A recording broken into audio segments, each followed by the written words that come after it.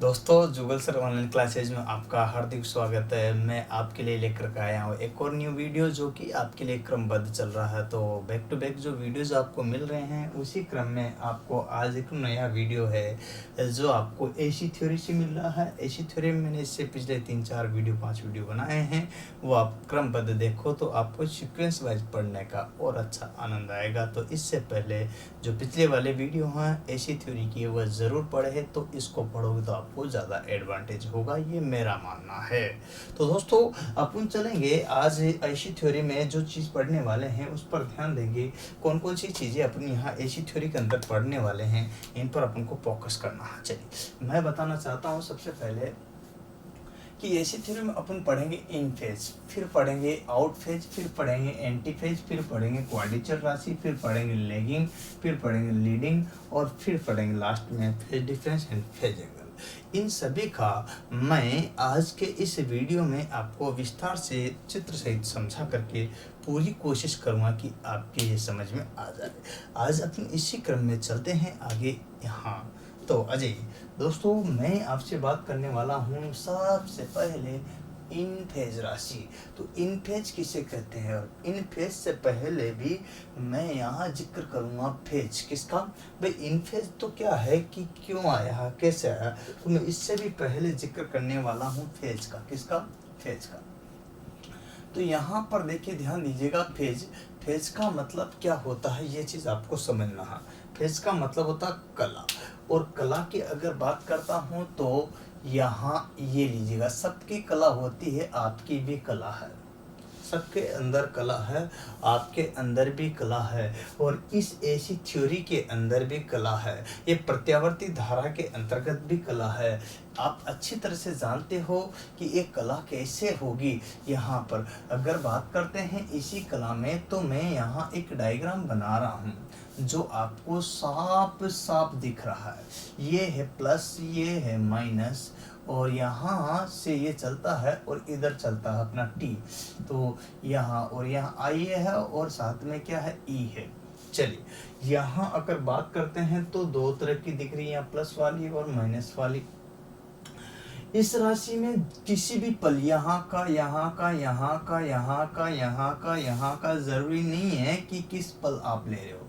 जरूरी नहीं है कि 0 डिग्री पे ले रहे हो, कि 90 डिग्री पे ले रहे हो, कि 180 पे ले रहे हो, ठीक है। तो या फिर 220 पे ले 220 पे ले 270 पे ले रहे हो, या 360 पे ले रहे हो, तो देखिए 360 डिग्री पे ले रहे हो, कितने डिग्री पे ले रहे हो, मैटर ये नहीं करता है। मैटर ये करता है कि किसी भी क्षण लिया गया मान ही कला कहलाता है। तो कला की एक्चुअल परिभाषा भी यहाँ से जनरेट होती है और यहाँ से उत्पन्न होती है। तो यहाँ इसको बोलते हैं फेज, और फेज की जो परिभाषा है वो यहाँ से स्टार्ट होगी। चलिए अपन चलते हैं आगे फेज डेफिनेशन पर। और फेज डेफिनेशन क्या होती है, फेज किससे कहेंगे, तो एसी का या किसी भी प्रत्यावर्ती राशि का किसी भी पल उसकी दिशा में, देखिए किसी पल उसकी दिशा में जो भी परिवर्तन होता है या किसी भी दिशा में लिया गया, क्या लिखा गया, देखा गया, तो मान जो है उसका क्या कहलाता है, फेज। तो मैं यहाँ लिख देता हूँ किसी भी प्रत्यावर्ती एसी प्रत्यावर्ती राशि का किसी भी पल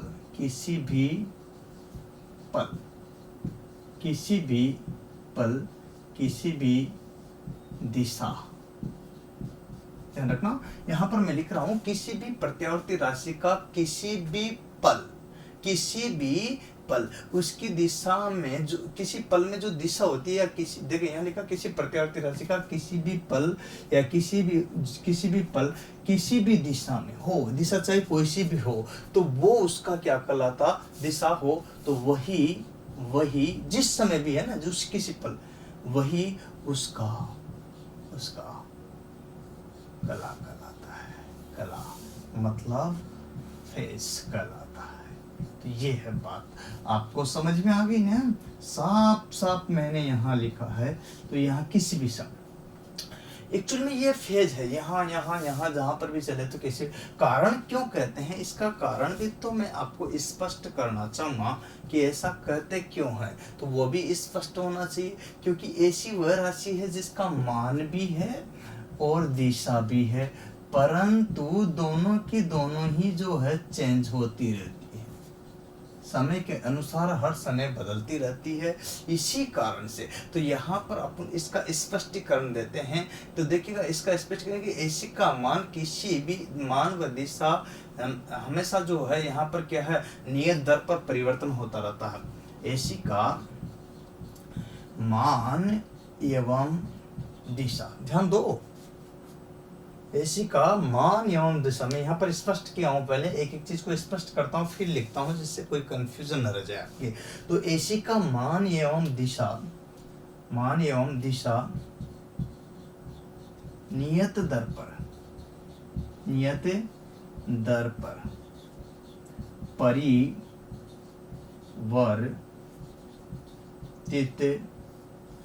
होती रहती हैं, होती रहती हैं।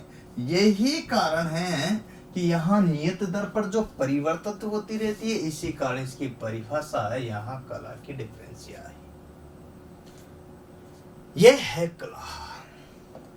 अब आप जानते हो single phase, two phase, three phase, यहाँ इसका जिक्र नहीं कर रहा। इन फेज, आउट फेज, क्वाड्रेचर राशि, इन फेज, आउट फेज और क्वाड्रेचर राशि और एंटी फेज, इन पर विशेष में ध्यान दे रहा हूं। और उसके बाद लैगिंग एंड लीडिंग,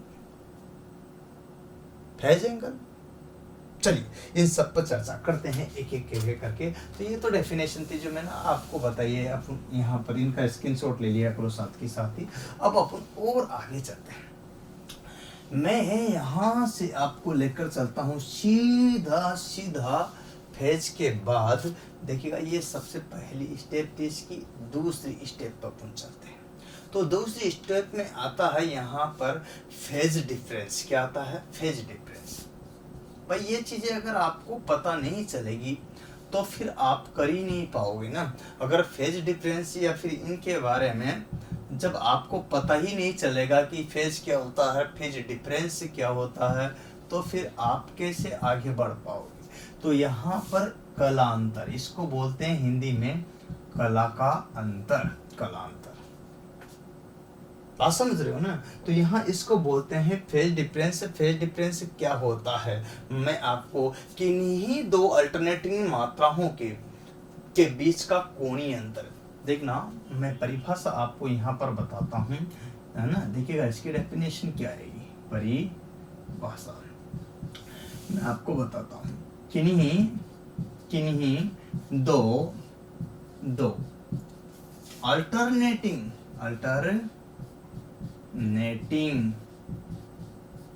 दो अल्टरनेटिंग जिसमें आपके विद्युत धारा भी होती है और क्या होता है साथ में विभव दोनों की बात कर रहा है विभव। किन्हीं दो अल्टरनेटिंग मात्राओं मतलब होता क्वांटिटीज। ध्यान दो, कलांतर, फेज डिफरेंस, कलांतर, परिभाषा किन्हीं दो अल्टरनेटिंग मात्राओं जिसमें विद्युत धारा I व V अर्थात E B मात्राओं को। अब यहाँ पर देखना कि किन्हीं दो अल्टरनेटिंग मात्राओं के बीच का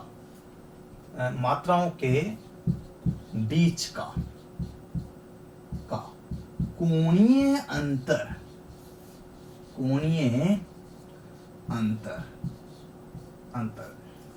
ठीक है, फेज डिफरेंस कहलाता है, फेज डिफरेंस कहलाता है, ठीक है, फेज डिफरेंस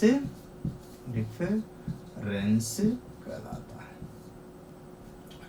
ठीक है। चलिए यहाँ पर ये भी क्लियर हो गया कि फेज डिफरेंस किसे कहते हैं। तो ये फेज डिफरेंस आपका हो गया क्लियर। मैं आपको इसको डायग्राम के माध्यम से समझाऊंगा तो ज्यादा समझ में आएगा, क्योंकि ये तो परिभाषा है किन्हीं दो अल्टरनेटिंग मात्राओं अर्थात विभव धाराओं के बीच का कोणीय अंतर। एक्चुअल में भाइयों क्या होता है, क्योंकि कोई भी जब एसी होती है ना, तो एसी में यहाँ हमेशा ये चीज आपको ध्यान रखनी पड़ेगी कि यहाँ I और ई जो चलती है।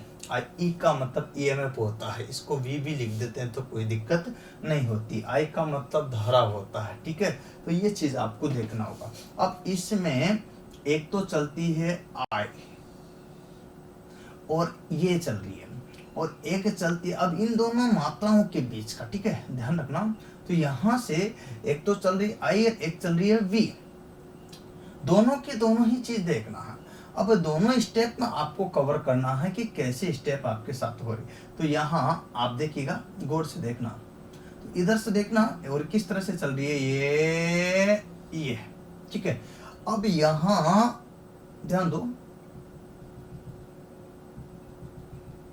इन दोनों का जो अंतर है, इन दोनों का जो अंतर है, देखो इन दोनों का किसको, यहां ऊपर आई मान लो, नीचे ई मान लो, राइट।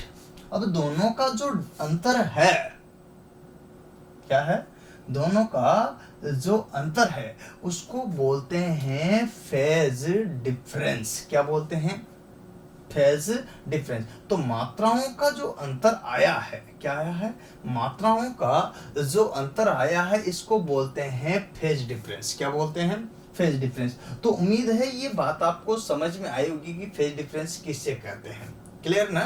तो यहाँ पर अपन इसी क्रम में आपको और पढ़ाते हैं। तो देखिएगा एक और चीज, तो इसको बोलते हैं फेज एंगल। क्या बोलते हैं, फेज एंगल। अब फेज एंगल का मतलब होता है, यहाँ ध्यान दीजिएगा, फेज का मतलब होता था कला और एंगल का मतलब होता है कोण। अच्छा, इन दोनों में क्या अंतर है ये भी स्पष्ट होना जरूरी है।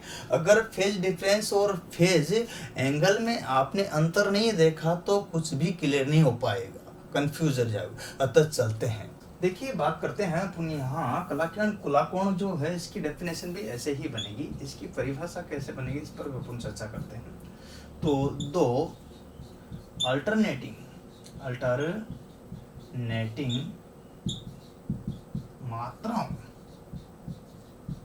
मात्राओं ध्यान रखना, दो अल्टरनेटिंग मात्राओं के बीच का कोण, मात्राओं के बीच का कोण फेज कोण कहलाता है। क्या कहलाता, फेज कोण कहलाता है। तो यहाँ पर फेज कोण दोनों में देखो अंतर क्या है, तो यहाँ पर कोई खास ज्यादा अंतर नहीं है, पर ध्यान रखना है आपको। यहाँ पर देखो, तो कोणीय अंतर बीच का कोण, ये दोनों चीजें मैं आपको यहाँ पर अंडरलाइन कर दिया, इससे समझ लेना। इसका कोणीय अंतर है, इसके लिए बीच का कोण, दोनों की परिभाषा एक जैसी, सिर्फ अंतर क्या, इनका कोणीय अंतर फेज डिफरेंस कहलाता, और इनका बीच का कोण क्या कहलाता अपना। यही सेम स्टेप जो आपको बताया इसी में, लेकिन बीच का क्या, किसका, बीच का। तो दोस्तों ये एक एक चीज को अपन क्लियर कर रहे हैं, और इसी में ही मैं आपको लेकर चलता हूँ आगे। तो और देखो, तो इनका स्क्रीनशॉट ले लिया करो, समय पर मैं नहीं भी बता पाता हूँ तो भूल जाता हूँ स्क्रीनशॉट करने के लिए, तो आप ले लिया करो। आगे इसी क्रमबद्ध रूप से अपन चलेंगे, इसी में ही ध्यान दो। तो अगला चैप्टर है अपना यहाँ इसी में। तो फेज के बाद आता है इन फेज। क्या आता है, यहाँ पर क्या आता है, इन फेज। अब इन फेज किसे कहते हैं, सबसे पहला क्वेश्चन अब आ जाता है कि इन फेज किसे कहेंगे। तो देखिएगा, इन फेज के बारे में बात करते हैं। तो इन फेज किसे कहेंगे, लिखिएगा इन फेज। क्या था यहाँ, इन फेज। तो सबसे पहले अपन बात करते हैं, ये लीजिएगा इन फेज। इन फेज किसे कहेंगे, ध्यान दो, इन फेज का मतलब क्या होगा। तो यहाँ ये लीजिएगा इन फेज, ये बोल सकते हो समान फेज, समान कला। एक तरह से इन फेज का मतलब एक तरह से होता समान कला। इन फेज का मतलब इसका उपनाम हुआ यहाँ, निकनेम अगर बात करते हैं तो समान कला। क्या हुआ, समान कला। तो इन फेज किसे कहेंगे, इसकी डेफिनेशन कैसे बनेगी, देखिए मैं आपको बताता हूं इसकी परिभाषा, ठीक है। डेफिनेशन का जिक्र करते हैं। तो इन फेज क्या होता है, तो दो प्रत्यावर्ती राशियां, ठीक है, दो ऐसी राशियां एक साथ, क्या है, एक साथ घटती बढ़ती हो, दो दो प्रत्यावर्ती राशियां धारा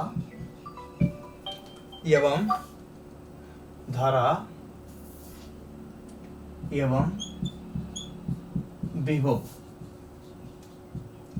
एक साथ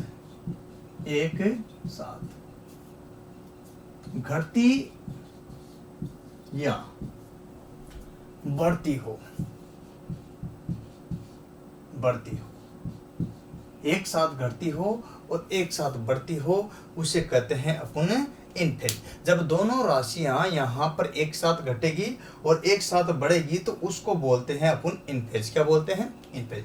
तो ये बात आपको क्लियर होना चाहिए। तो यहाँ तक तो क्लियर हो गया कि दो प्रत्यावर्ती राशियां धारा या विभव दोनों जब एक साथ कम होती हो या एक साथ घटती हो या एक साथ बढ़ती हो तो उसको बोलते हैं इनफेज। तो ये बात आपको यहाँ पर इनफेज के बारे में, या फिर यूं बोल सकते हैं कि यदि दो वैद्युतिक राशियों का के मध्य कलांतर क्या हो, एक हो या समान हो, क्या हो, उसको क्या बोलते हैं अपन? देखिए, दो तीन तरह की परिभाषा अपन बात कर लेंगे यहाँ। फर्स्ट, दो प्रत्यावर्ती राशियां अर्थात धारा या वोल्टेज एक साथ घटती हो बढ़ती हो यहाँ पर। इसी तरह से यदि दो वैद्युतिक राशियों के मध्य कलांतर क्या हो, एक हो, क्या हो, एक हो, तो क्या कहलाएगा वो यहाँ पर? तो या फिर क्या कह सकते हैं, कलांतर समान का मतलब जीरो। एक का मतलब क्या होगा, यहाँ मान लीजिए 100 है तो 100 में से 100 बराबर क्या, 0। तो इसका मतलब क्या होगा, 0। तो कलांतर क्या हो, तो यूं समझिएगा, लिखो परिभाषा। यदि दो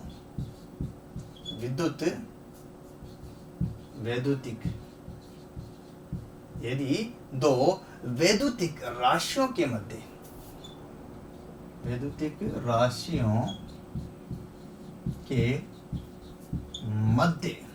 ठीक है, यदि दो वैद्युतिक राशियों के मध्य कलांतर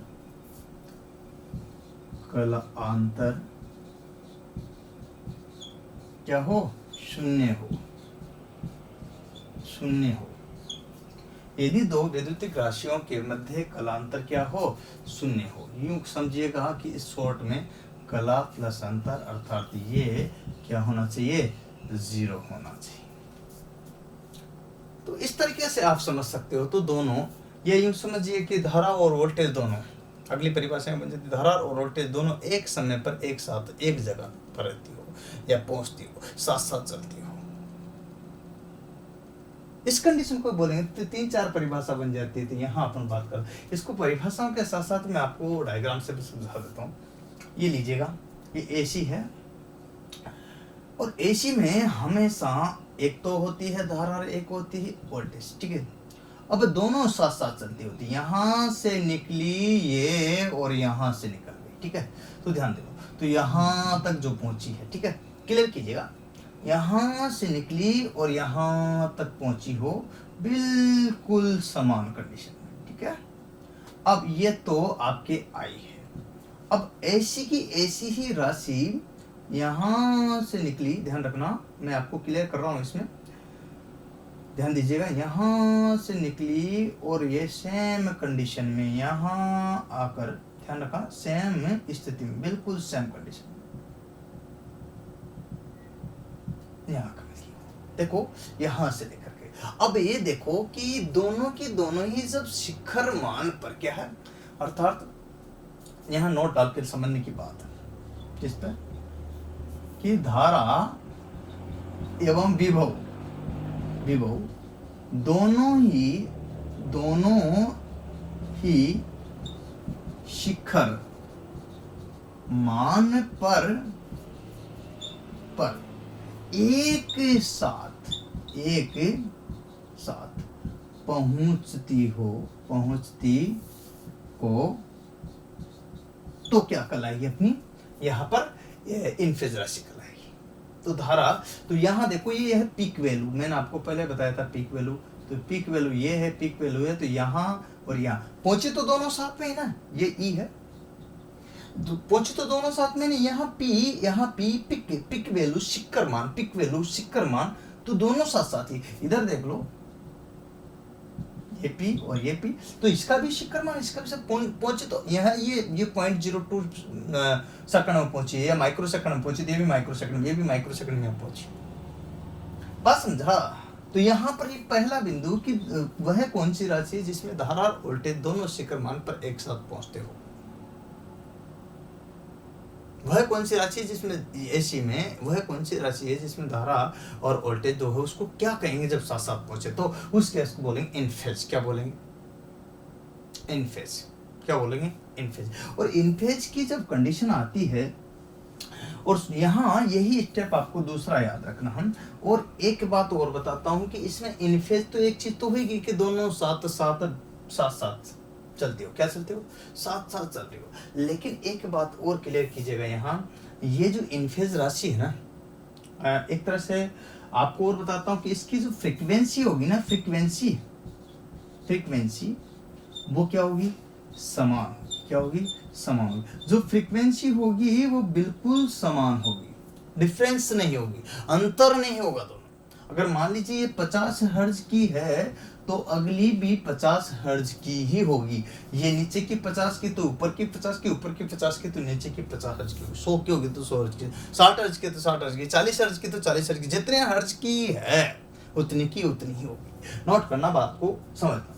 ऐसी कैसी स्थिति, जैसे मान लीजिए आप डीसी में क्या, एक तरह से डीसी यूं समझिएगा, वैसे तो नहीं कह सकते लेकिन फिर भी मैं आपको बताता हूँ कि डीसी की यहाँ पर बात करते हैं तो डीसी जो है ना शुद्ध वाली, कौन सी? शुद्ध वाली, वो इनफेज ही कहलाती। क्या कहलाती? इनफेज। क्या कहलाती? परंतु उसमें फेज होता ही है, प्लस माइनस होता है, इसलिए वहां पर भी धारा और वोल्टेज तो होते हैं, तो दोनों साथ साथ ही चल रही है। तो जब साथ साथ चल रही है तो इनफेज ही तो ही नहीं, एक तरह से। तो यहाँ पर ध्यान रखना, तो ये चीज याद रखिएगा, इसमें फ्रीक्वेंसी समान होती है, धारा और दोनों शिखर मान पर एक साथ पहुंचते हैं, और यहाँ डीसी की तरह ये एक तरह से होता है। इसको बोलते हैं इनफेज। क्या बोलते हैं? इनफेज, दोनों साथ साथ। तो दोस्तों बात समझ में आई होगी, मैं यहाँ पर वही बता रहा हूँ आपको। तो क्लियर हो गया? क्लियर? यहाँ पर इन फेज का मतलब क्या होता है, परिभाषा क्या है, इसका स्क्रीनशॉट ले लो, ले लीजिएगा, स्क्रीनशॉट ले लो सब। देखिएगा अपन आज पढ़ रहे हैं अगला आउट फेज। क्या पढ़ रहे हैं? Out phase. ध्यान दीजिएगा, आउट फेज किसे कहते हैं? ठीक है, आउट फेज, फेज का मतलब चरण होता है। ठीक है, आउट फेज, इसको अपन यूं भी कह सकते हैं उपनाम करके, इसका एक और निकनेम है, ध्यान देखिएगा। आउट फेज का अपन आउट ऑफ फेज भी कह सकते हैं, आउट ऑफ फेज, ये भी इसको कह सकते हैं, ध्यान रखिएगा। तो यहाँ पर देखिएगा आउट फेज की जो बात करते हैं अपन यहाँ, तो ये क्या होता है, मतलब फेज क्या है? आउट फेज, फेज आउट है, इसको ही तो आउट फेज कहेंगे। तो ये चीज क्या होगी एक्चुअली में, कैसे होगा ये? इन फेज का मैंने डायग्राम सहित आपको बताया, अब अपन आउट फेज का जो है क्लियर करते हैं। तो एक एक चीज को देखो, यहाँ आउट फेज किसे कहते हैं, इसकी परिभाषा क्या हो? फेज, आउट फेज मतलब फेज समान नहीं है, कौन सा है? आउट है। तो आउट क्या होगा? किन्हीं दो राशियों के कलाओं में जो अंतर होगा वो एक तरह से क्या कहलाता है? कलांतर। ये आउट फेज कहलाता है। क्या कहलाता है? तो यूं समझिएगा, सरल लैंग्वेज में मैं आपको बताना चाहूंगा कि देखिए ये कोई राशि है, ठीक ना, यहां से स्टार्ट होती है, टी चलता है बराबर, 0 से स्टार्ट होगी। मैं यहां से स्टार्ट करता हूं इसको, ये एक साथ स्टार्ट हो रही है, यहां पहुंच रही है, यहां पहुंच रही है, एक साथ। ये है अपने पास में आई धारा, ठीक है। ऐसे कैसे ही ध्यान रखना, ये चली वोल्टेज वाली, ध्यान रखना, देखिएगा बात समझिएगा, यहाँ क्लियर करना। एक साथ पहुंचना और एक साथ न पहुंचना, ये देखो अंतर देखो, ये पहले पहुंची बाद में पहुंची, इसका मतलब क्या है? इसमें आउट फेज है। क्या है? आउट ऑफ फेज या आउट फेज, फेज आउट है। अगर यहां होती तो इन होता, ये निकली तो साथ में थी यहां से, लेकिन एक पीछे रहेगी एक आगे रहेगी, इसका मतलब लेगिंग हो सकता है, लीडिंग हो सकता है। ऐसी कैसी स्टेप पे जरूरी नहीं है, इससे ऊपर भी जा सकती है।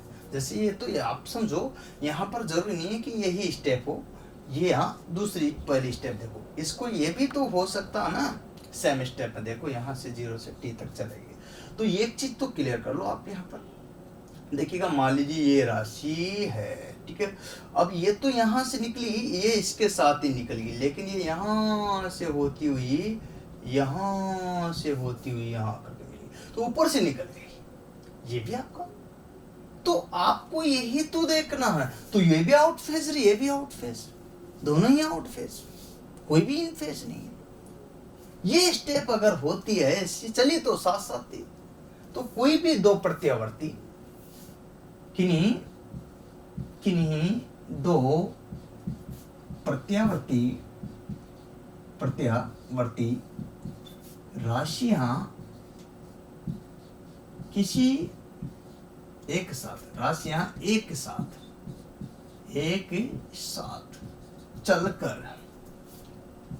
चलकर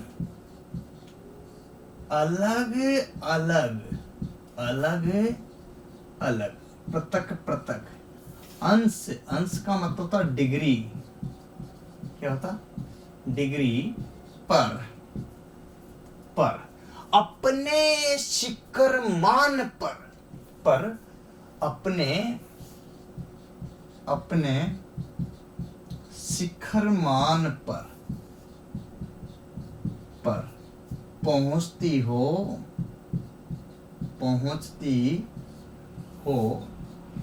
क्या कहलाती है, अपनी आउट फेज कहलाती है। क्या कहलाती है, आउट फेज कहलाती है। इसका मतलब ये फेज आउट है।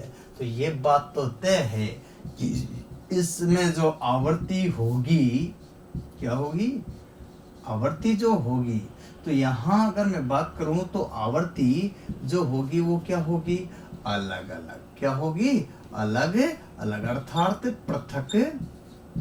पृथक होगी। क्या होगी, आवृत्ति जो होगी भिन्न भिन्न होगी, पृथक होगी। ये 50 हर्ज होगी तो हो सकता है कि ये 40 हर्ज भी हो, थोड़ी कम हो, थोड़ी ज्यादा हो, कुछ भी हो, लेकिन अलग अलग होगी, एक नहीं हो सकती। तो यहाँ पर यही ध्यान देना है आपको। तो इनका मैं यही जिक्र कर रहा हूँ कि नहीं, दो प्रत्यावर्ती राशि एक साथ चलकर, आप घर से दोनों चले तो साथ, लेकिन एक पहले अपने कहाँ शिखर मान पर, लक्ष्य पर है ना, पढ़ने के लिए गांव से निकले तो थे दोनों दोस्त एक साथ में, तो एक तो लग गया पहले और एक इंतजार में है लगने के में। क्यों, क्योंकि वो पिक पॉइंट पर शिखर मान पर पहुंचने में देरी की, क्योंकि वो वहां जाकर के स्लो पड़ गया, है ना, आराम करने लग गया, नींद निकालने लग गया। तो इसका मतलब दोनों में अंतर है ना। और जो ये जो अंतर है, इसे ही तो आउट फेज है। एक आउट हो जाता है, एक इन हो जाता है, यही तो है। तो ये तो आउट फेज है। तो इस तरह से आपको यहाँ पर समझना है, बात को क्लियर कीजिएगा, देखिएगा यहाँ स्पष्ट कीजिएगा, जिससे आपको किसी तरह की समस्या नहीं हो सके, ठीक है। तो यहाँ या फिर कोई भी ले लो, धारा या वोल्टेज, ये भी लिख सकते हो, धारा या वोल्टेज। भाई धारा व वोल्टेज, विभव दोनों साथ निकला, क्या निकली हो, है ना। और शिखर मान पे क्या पहुंचे हो। शिखर मान का मतलब जरूरी नहीं है यहाँ पीक वैल्यू वही होता है, पीक वैल्यू को ही तो अपन यहाँ शिखर मान ही बोलते हैं। शिखर मान पर ना क्या अलग अलग पहुंचे, तो यही परिभाषा यहाँ होगी। बात तो एक ही है, समझे हो ना बात को। तो ये चीज है, तो यहाँ आप समझिएगा। तो दोनों में फ्रीक्वेंसी समान थी, यहाँ फ्रीक्वेंसी डिफरेंस आएगी। उन दोनों में यहाँ पर देखिएगा साथ साथ चल रही थी, साथ साथ, और यहाँ साथ साथ नहीं चल रही है। यहाँ साथी ने साथ छोड़ दिया है, यहाँ हम सफर नहीं है आपका, यहाँ हम सफर नहीं। अब ये लैगिंग हो सकता है, लीडिंग हो सकती है। कैसे हो सकती है, लैगिंग भी हो सकती है, लीडिंग भी हो सकती है। तो इसका स्क्रीनशॉट ले लिया करो। लैगिंग कैसे है, लीडिंग कैसे है, मैं आपको बताना चाहता हूँ, ठीक है ना। तो देखिएगा यहाँ मैं आपको कुछ चीज ऐसी बता रहा हूँ जिससे क्लियर हो जाता है ना। मैं कई वीडियोस में आपको ये मिटाने वगैरह के लिए समय इसको कट करके भेज देता हूँ, तो जिससे क्या है कि आपको समय की बचत हो जाती है, धीरे धीरे करके 2-5 मिनट का अंतर आ जाता है। इसलिए कहीं पर भी मैं समय की बचाने की कोशिश करता हूँ, जिससे आपको कम समय में पूर्ण और अच्छा ज्ञान मिल सके, ठीक है। बट ध्यान दीजिएगा, मैं आपको यहाँ 2 अलग अलग चीजें बता रहा हूँ। अब यहाँ जो आउट फेज होती है, एक तो होती है लैगिंग और एक होती है लीडिंग। अब लीडिंग किसे कहेंगे, ठीक है। लीडिंग की बात करते हैं तो लीडिंग किसे कहेंगे और लेगिंग किसे कहेंगे। मैं देखिएगा यहाँ जब धारा क्या वोल्टेज से आगे जाती हो, क्या ये धारा वोल्टेज से आगे जा रही है, अपने शिखर मान पे पहले पहुंच रही है और ये बाद में पहुंच रही है, इसका मतलब ये कौन सा है, ये कौन सा धारा वोल्टेज से, ठीक है, इसको बोलते हैं अग्रगामी। क्या बोलते हैं, अग्रगामी। जब धारा विभव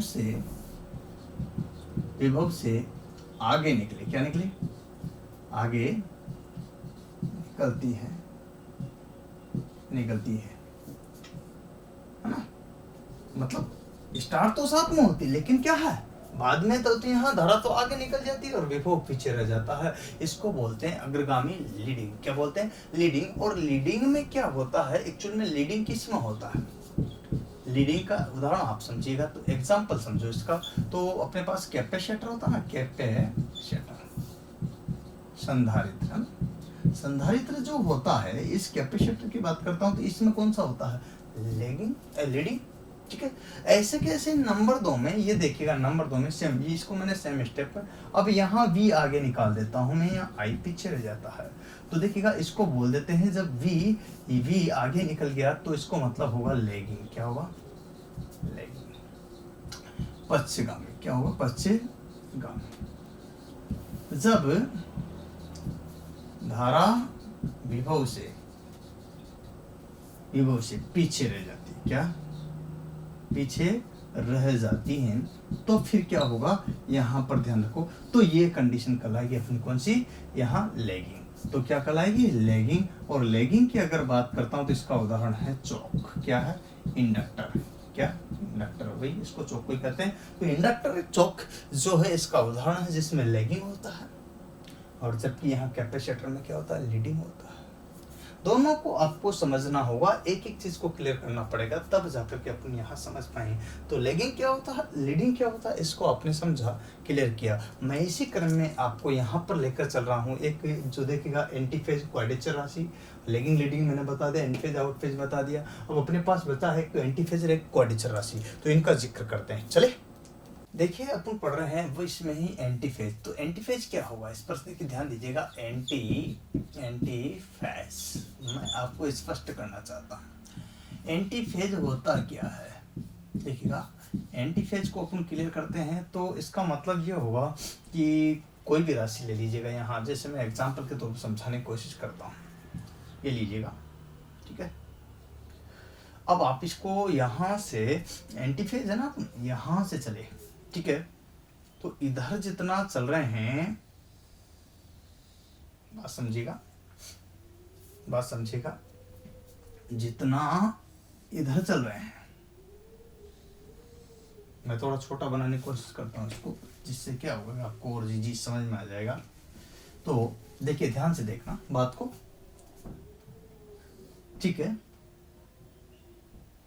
यहाँ से चले, यहाँ से चले, यहाँ से चले, यहाँ से चले, सेम स्टेप, यहाँ से चले, यहाँ से चले, यहाँ से चले और यहाँ पहुंच गए। तो इनका जो अंतर है टोटल 180 डिग्री का है, टोटल 180 डिग्री का है, टोटल 180 डिग्री का है, टोटल 180 डिग्री का है, टोटल 180 डिग्री का है, टोटल 80 डिग्री का है, अर्थात 180 डिग्री का है मेरे भाइयों। कितना अंतर है, और ये अंतर ही एंटी फेज कहलाता है सरल भाषा में। और इसको अगर आगे लेकर के जाते हैं तो इसी क्रम में ये यूं आ जाता है, लीजिएगा यहाँ ये आपका जो है ना क्या आ जाता है, 90 और 90 बराबर कितना होता, ये 90 डिग्री और ये 90 डिग्री, अर्थात 180 डिग्री। कितना हुआ, टोटल 90 प्लस 90 कितना होगा, 180। तो इसी क्रम में आपको ध्यान रखना, इधर अगर ऊपर वाली बात करते हैं तो सेम स्टेप में यहाँ आ जाता है IC और यहाँ आ जाता है IL। L का मतलब ये कैपेसिटर चौक के लिए, ये तो चौक के लिए आ जाता है, इंडक्टर के लिए, ये संधारित्र के लिए आता है। किसके लिए, संधारित्र के लिए आ जाता है। तो इस टाइप की स्टेप आपकी यहाँ पर बनती है। सेम ऐसी कैसी यहाँ पर IC और यहाँ IL और यहाँ पर देखिएगा ये चीज़ें आपको यहाँ पर क्लियर कर लेना। तो यहाँ टी चलेगा सबके साथ, क्या चलेगा, समय। और यहाँ पर बात करते हैं तो ये सेम स्टेप आपके साथ यहाँ से बनती रहेगी। ये 90 मतलब 90 प्लस 90 बराबर होता है 180 डिग्री। कितना, 180 डिग्री। और इसी को एंटी फेज कहते हैं। तो इसका मतलब क्या होगा कि वह वैद्युतिक राशियां जिसमें क्या है तक कलांतर कितने डिग्री का हो, तो इनमें, ठीक है, धारा एवं विभव में कलांतर 180 डिग्री का हो तो वो क्या कहलाएगी, एंटी फेज कहलाती है। कलांतर 180 डिग्री का हो तो क्या कहलाएगी, वो 180 डिग्री का मतलब यहाँ पर एंटी फेज। ये था एंटी फेज। इसी में ही एक और है जो कि अगला है आपके पास में क्वाड्रेचर राशि। क्या है, ये रहा क्वाड्रेचर राशि। क्वाड्रेचर राशि क्या होता है, क्वाड्रेचर राशि, ठीक है। तो क्वाड्रेचर का मतलब होता है, यहाँ देखिएगा क्वाड्रेचर, ठीक है, ध्यान दीजिएगा। यहाँ मैं क्वाड्रेचर राशि की ही बात कर रहा हूँ। तो ये क्वाड्रेचर क्वांटिटी होती क्या है एक्चुअल में, यहाँ इसी में होता है। इसकी परिभाषा भी इसी से बन जाती है, जब धारा एवं विभव में फेज डिफरेंस,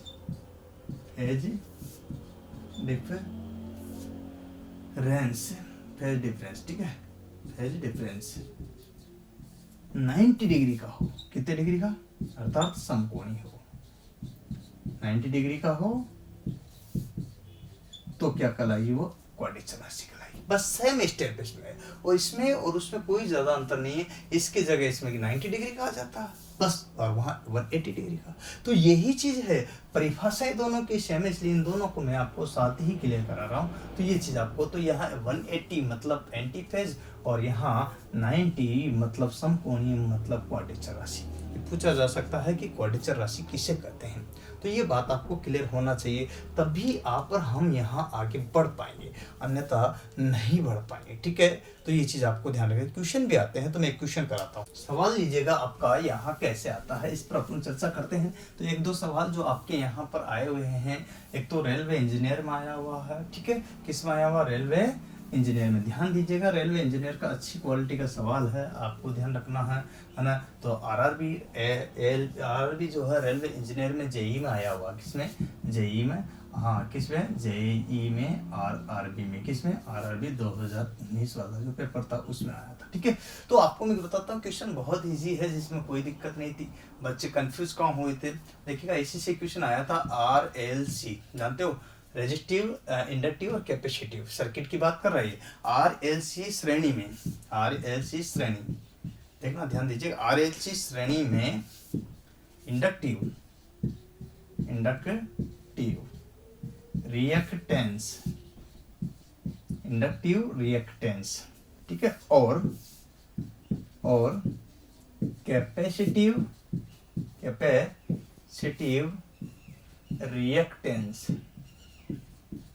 ध्यान दीजिएगा, इंडक्टिव रिएक्टेंस और कैपेसिटिव रिएक्टेंस के मध्य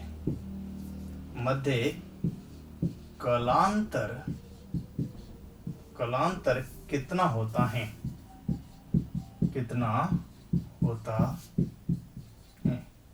ये क्वेश्चन था, बहुत इजी क्वेश्चन था, बच्चे कंफ्यूज हुए। पहला ऑप्शन भी था उसमें 0 डिग्री, दूसरा ऑप्शन था 90 डिग्री, तीसरा ऑप्शन था 180 डिग्री, चौथा ऑप्शन था 360 डिग्री। आप ही बताइए, बोलो।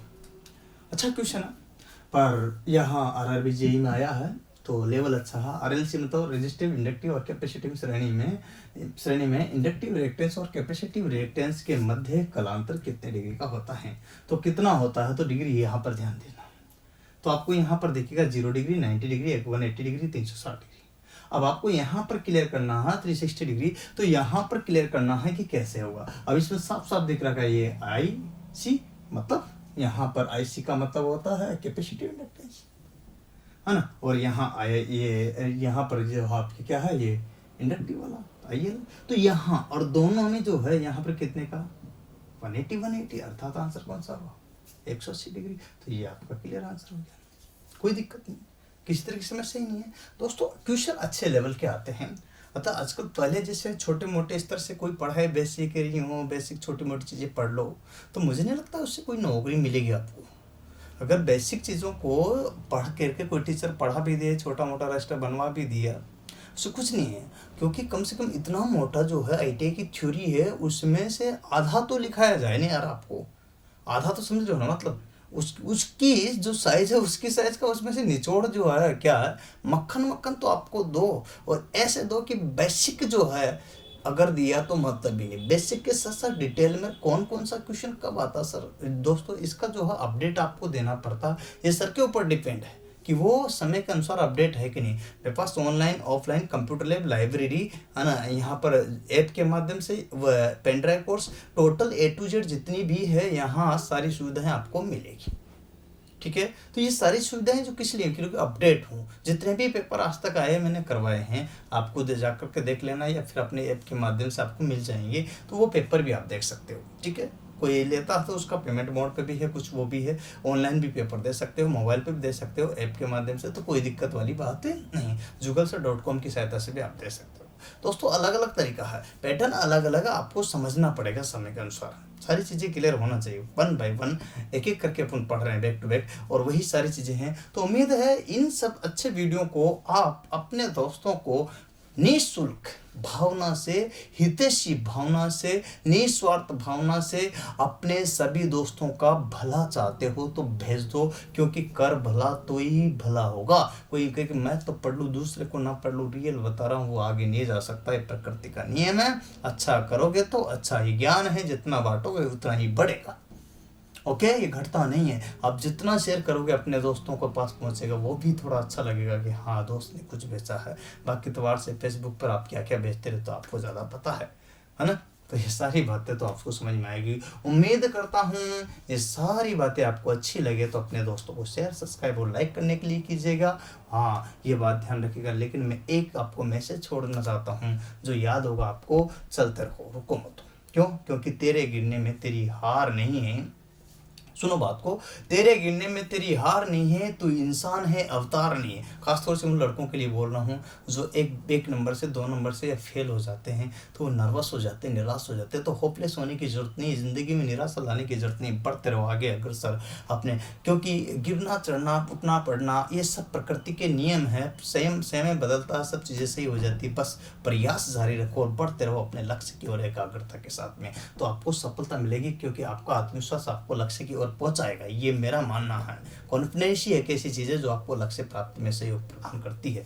बाकी तो आपके बहुत सारे एंटीवायरस भी डले हुए हैं, वायरस भी डले हुए हैं, उन सबको दूर करके आप कॉन्फिडेंस के साथ आगे बढ़ते रहेगा, तो आपको लक्ष्य प्राप्ति होगी। ये मेरा मानना है। अतः मैं वही बात बता रहा हूँ, तेरे गिरने में तेरी हार नहीं, तो इंसान है, अवतार नहीं है। तो इंसान है, अवतार नहीं है। गिर उठ, चल, दौड़, भाग, क्योंकि जीत संक्षिप्त है, उसका कोई सार नहीं। दोस्तों धन्यवाद, फिर मिलेंगे नेक्स्ट वीडियो के साथ। आज के लिए इतना ही। जय हिंद, जय भारत, वंदे मातरम।